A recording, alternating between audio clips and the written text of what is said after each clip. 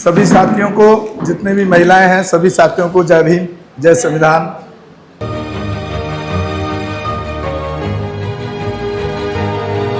नमो बुद्धाय। सबसे पहले तो मैं 6 दिसंबर से जो बात यहाँ भाई साहब ने पूछी कि 6 दिसंबर क्या है, तो एक तो आपकी तरफ से किसी से भी एक ठीक जवाब नहीं आया। एक मैडम थी, उन्होंने बोला कुछ, लेकिन वो क्लियर नहीं हो पाया क्या बोल रही थी, आवाज़ नहीं आई यहाँ तक। पहले तो 6 दिसंबर से ही शुरू करते हैं। मुझे तो आप जानते ही होंगे, यहीं रहता हूँ और बहुत बड़ा स्ट्रगल भी किया है, और गांव से लेकर के यहाँ तक की एक बड़ी जर्नी है, और वो जर्नी के साथ साथ एक बहुत बड़ा इनकम सोर्स भी जनरेट किया, और उसको भी मैं लात मार दिया पिछले 7 साल से। अभी मैं कुछ काम नहीं करता सिवाय समाज के।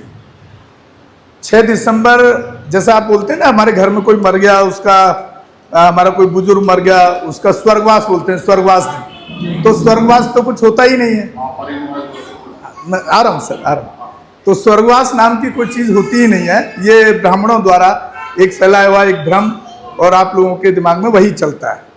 तो इसको जो हमारे बाबा साहब अम्बेडकर ने जो बाद में जो बुद्धिज्म की दीक्षा ली, उसमें 6 दिसंबर को बाबा साहब का आखिरी सांस ली उन्होंने, उस दिन वो एक्सपायर हो गए। उसको परिनिर्वाण दिवस के रूप में हम लोग जन्मदिन की तरह नहीं मनाते, बल्कि उनको श्रद्धांजलि देते हैं कि उनका एक आखिरी दिन था जिंदगी का, और जिन्होंने पूरे देश और पूरे विश्व में एक ऐतिहासिक ऐसे काम किए कि पूरा विश्व उनको आज world knowledge of the world के नाम से जानता है। दूसरी बात, मैं आपसे एक बात पूछना चाहता हूँ। कई बार मीटिंग में हमने कर ली है, आप लोग जानते हैं। आप कितनी महिलाएं ऐसी हैं जो यूट्यूब देखती हैं? वो प्लीज़ एक बार हाथ उठाएं, जो यूट्यूब देख लेती हैं घर में, या जिनके पास मोबाइल यूट्यूब वाला है। तो मेरे को लग रहा है कि आधी तो है ही है कम से कम। सारी देखती हैं? चलिए ठीक है, आधे का हाथ उठा तो मुझे। अब दूसरा सवाल एक और है कि जो मेरा चैनल है, उस चैनल पे इतनी जबरदस्त जानकारी होती है ऐतिहासिक महापुरुषों की, जितने भी महापुरुष हैं, मुझे नहीं लगता आप में से कोई देखती हैं बहुजन दस्तक न्यूज के नाम से, और कॉन्स्टिट्यूशन। और मैं अभी भी आप फेसबुक पे लाइव हैं, आप जो बात कर रहे हैं सब फेसबुक पे लाइव जा रहा है, और ये भी लाइव है, यूट्यूब पे भी आप देख सकते हैं। तो एक तो वो प्लीज़ अगर नहीं है तो आप नंबर ले लें, उस नंबर को आप ऐड कर लें, और आप सीधा उस पर आपको, अगर आप मुझे व्हाट्सअप कर देंगे तो आपको डेली वो लिंक अपने आप आपको पहुंच जाएगा। एक ब्रॉडकास्ट लिस्ट हम बना करके वो काम कर रहे हैं। अब आते हैं, मैं कुछ चीज़ें कोशिश करता हूं कि मैं हर बार कुछ ऐतिहासिक चीज़ अलग रखूं। पिछली बार शायद मुझे याद है कि मैंने गांव से लेकर के अपनी घटना पे ज़्यादा बात की, ज़्यादा टाइम खराब किया, तो उस पर बहुत ज़्यादा नहीं जाऊँगा।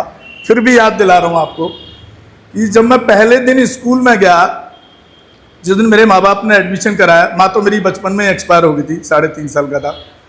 तो मास्टर ठाकुर था, बोलता है कि चूड़े चमा ढेड़ो क्या करोगे तुमको पढ़ के, और तुमको मैं पढ़ने भी नहीं दूंगा और पढ़ाऊंगा भी नहीं। और टॉर्चर भी किया। मतलब जहाँ ठाकुरों के या दूसरे समाज के बच्चे, ब्राह्मणवादी जनरल कास्ट के बच्चे फर्श पे बैठते थे तो हमें नीचे बैठाता था, और मुर्गा बना करके जरा सी गलती पे मुर्गा बनाता था और पीछे से लात मारता था। मतलब उसकी इंटेंशन ये थी कि किसी तरह से डर के भाग जाए और ये ना पढ़े। तो उसी दिन से एक टीस पैदा हुई, जैसे भाई साहब ने कई एग्जाम्पल दिए अभी। और साथ में मैं धन्यवाद करूंगा हमारे 3-4 साथी आप लोगों को जोड़ने काम करते हैं। संजीव भाई हैं, इधर विनेश जी हैं, इधर लोकेंद्र जी त्रिलोकपुरी साहब, भाई साहब का नाम मुझे याद नहीं आ रहा है, और पीछे हमारे बुजुर्ग बैठे हैं, उधर हमारा भाई हंसराज है।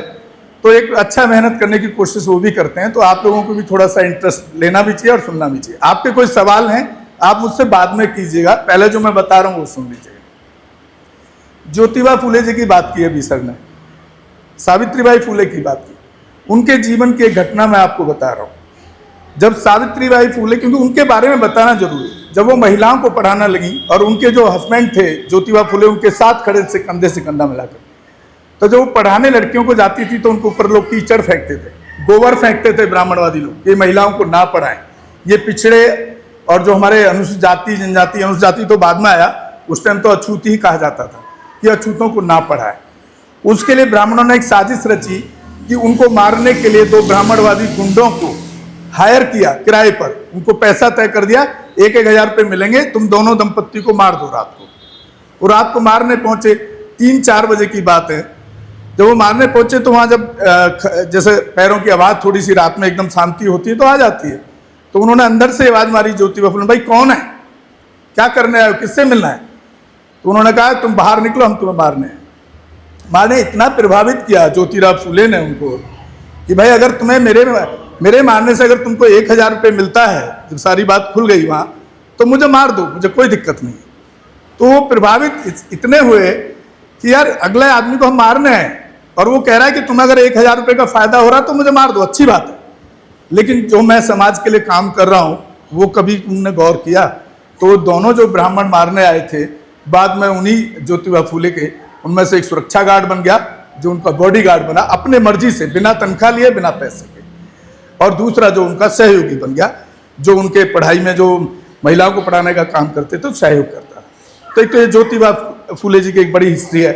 अब आते हैं बाबा साहब पर। अभी मैं पीछे करीब 5 एपिसोड में उस पर बना चुका हूँ, बहुत कम लोग जानते हैं। बाबा साहब की एक किताब है छोटी सी, वेटिंग फॉर वीजा।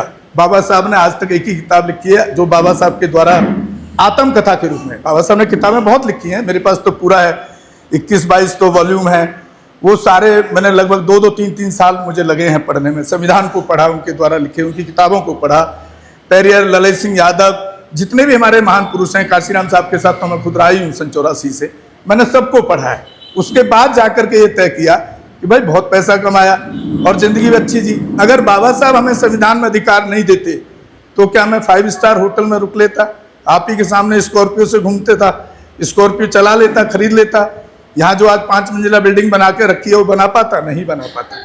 तो मुझे अंदर से वो गाँव की पीड़ा कचोटती थी, यार ये तो जो सब करते हैं वही कर रहे हैं, इंजीनियर भी बन जाते हैं लोग, डॉक्टर भी बन जाते हैं, IPS अधिकारी भी बन गए बाबा साहब, लेकिन जब वो पे बैक टू सोसाइटी का मतलब है कि हम समाज को क्या डिलीवर कर रहे हैं।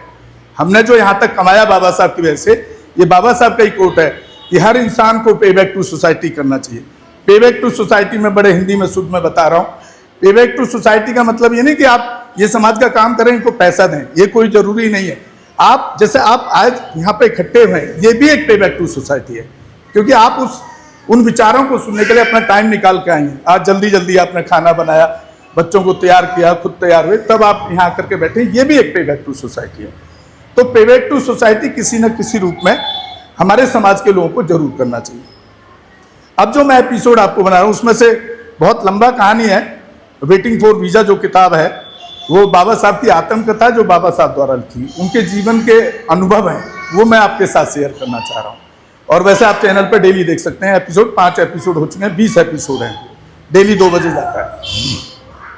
बाबा साहब जिस परिस्थिति में थे, उनकी एक जर्नी का एक बहुत बड़ा जो मैं आपको हिस्सा बता रहा हूँ, तो आपको दर्द भी होगा, पीड़ा भी होगी, और आप सोचने के लिए मजबूर भी होंगे कि इतनी पीड़ा के बाद हम लोगों के लिए उन्होंने इतना किया, और हम लोग उनके घर में, हमारे ही समाज के लोग बाबा साहब की मूर्ति लगाने में डरते हैं। मैं तो स्टूडियो में लगा के, स्टूडियो बंद होने का कारण यही, परवाह नहीं है। लेकिन तो बाबा साहब, क्योंकि बाबा साहब का जो परिवार था, पिताजी जो थे, वो उस टाइम की जो ईस्ट इंडिया कंपनी की जो एक आर्मी का जो डिपार्टमेंट था, उस आर्मी में एक सिपाही थे।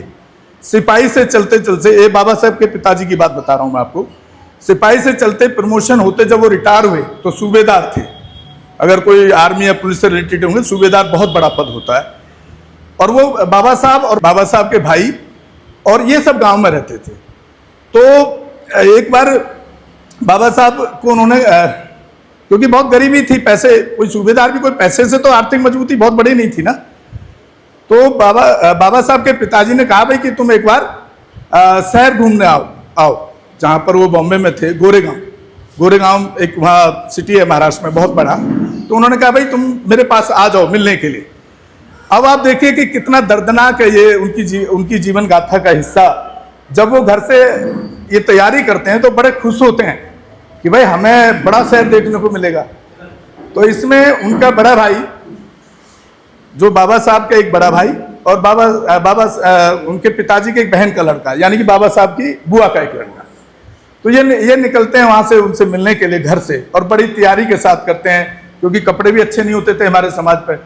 उस टाइम वो कपड़े सिलवाते हैं, बहुत ही अच्छी एक मतलब एक अच्छी तैयारी के साथ घर से निकलते हैं।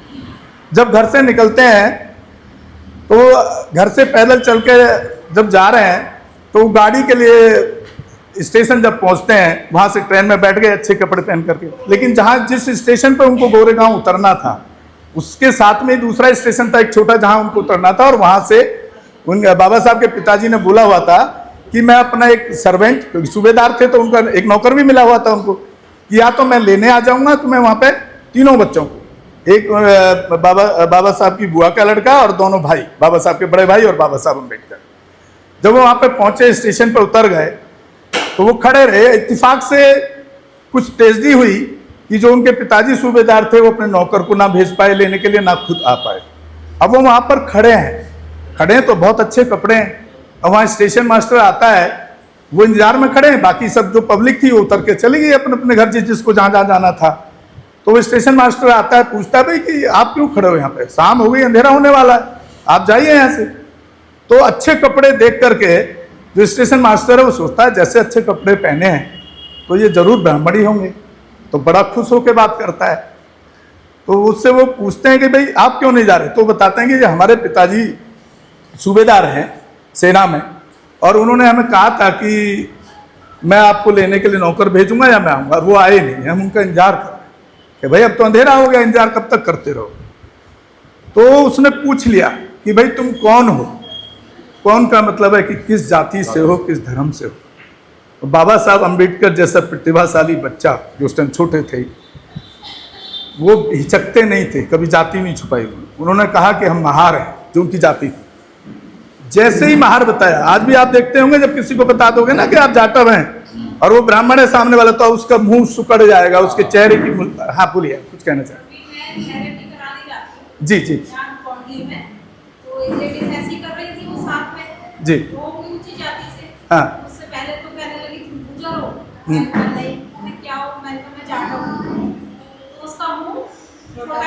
वही मतलब आप देखिए कि कहाँ उस टाइम, आज से 100 साल पहले, लगभग आज से 100 साल पहले और 100 साल बाद भी जब आपकी जाति पूछेगा और आप बता दोगे ना कि जाटव है या एससी है या बैकवर्ड है, तो उसकी जो चेहरे की जो हाव भाव होंगे बिल्कुल बदल जाएंगे। हाँ, अब देखा होगा ना कि पढ़ी लिखी है, समझदार महिला है, तो अब वो मतलब वो फायदा भी उठाना चाहिए, 10 सलाह आपसे ले लेगी वो। तो ये मानसिकता इस देश के अंदर ब्राह्मणवादी सिस्टम की आज भी है। संविधान लागू होने के बाद कोई फर्क उसमें बहुत बड़ा ऐसा नहीं कि फर्क नहीं है, फर्क आया तभी तो हम बोल पा रहे हैं, नहीं तो हम बोल कहाँ पाते। तो हमारे चैनल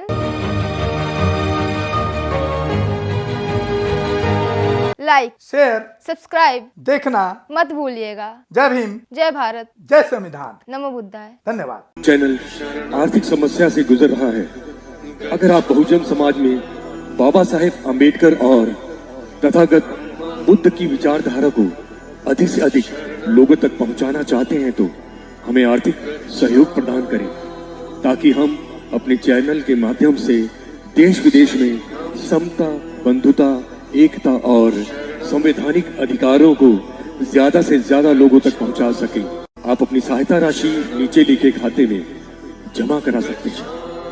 खाता धारक गौतम रत्ना, खाता संख्या 3169576865 IFSC कोड SBIN 0060336, बैंक भारतीय स्टेट बैंक। आप हमारे बैंक खाते का विवरण स्क्रीन पर भी देख सकते हैं। जय भीम, जय भीम। मैं गौतम रत्ना, गौतम फिल्म्स प्रोडक्शन में आपका स्वागत करता हूं। आप हमारे प्रोडक्शन हाउस के अंदर अपना कैरियर बना सकते हैं as a film director, as a producer and actor and actress and editor and cinematographer also. अगर आपको फिल्म से रिलेटेड कुछ भी प्रोजेक्ट आपको बनवाना है तो हमारे पास में पूरा सेटअप है, जिसमें फिल्म कैमरा है, शूटिंग लाइट्स है और एडिटिंग है। सारा A to Z एक ही जगह पर आपको हमारे यहाँ पर मिल जाएगा। तो दोस्तों आप हमें कांटेक्ट कर सकते हैं हमारे नंबर्स पर 9810085714